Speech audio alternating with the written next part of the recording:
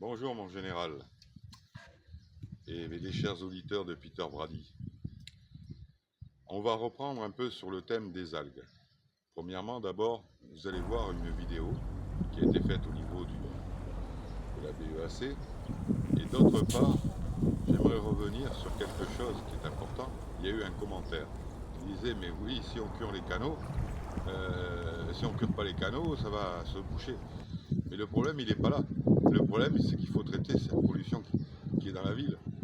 Si on pouvait collecter toutes ces eaux noires, comme on dit, hein, noires ou usées, et pouvoir avoir un lieu où on pourrait laisser ces plantes faire leur travail, hein, et on pourrait rejeter cette eau qui est beaucoup plus propre après. Voilà, ça serait une solution. Bon, il faut savoir quand même que pour les algues, le ministère de l'Environnement, à travers sa délégation provinciale, sa direction provinciale, a lancé une enquête. Cette enquête est en train d'être diligentée par le service en charge ici. J'espère que l'on va avoir les résultats de cette enquête et qu'on la rendra publique d'ailleurs, parce que bon, il faut savoir si ces algues ne sont pas toxiques et qu'il y a peut-être des possibilités que ça contamine ce que nous nous alimentons, entre autres en crustacés, coquillages, poissons et autres. Donc il faut quand même qu'on ait des éléments. Ensuite après, il faut savoir comment on va se débarrasser de ces algues. Parce que les laisser là, à la décomposition, c'est pas bon.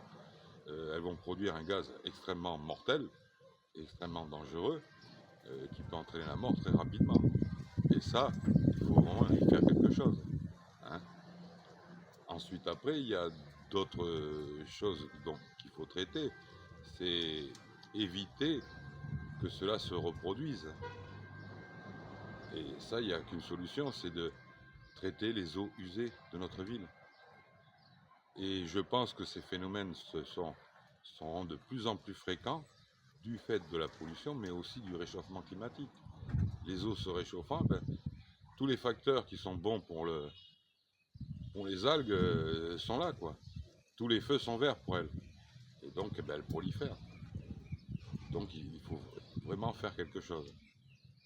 C'est à nos instances dirigeantes de prendre des dispositions et de voir comment ils vont traiter le problème. Nous, on a soulevé le problème, on leur a proposé des solutions. Maintenant, c'est pas moi qui suis comme on dit, les conseilleurs ne sont pas les payeurs. Donc à eux de voir qu'est-ce qu'ils vont faire. Et ce qui serait bien, c'est qu'ils pensent quand même à l'ONG H2O Gabon, qu'ils fassent quelques dons. Ça serait fort intéressant, ça nous permet de continuer à travailler pour la ville. Je vous remercie de votre attention et je vous souhaite une bonne journée.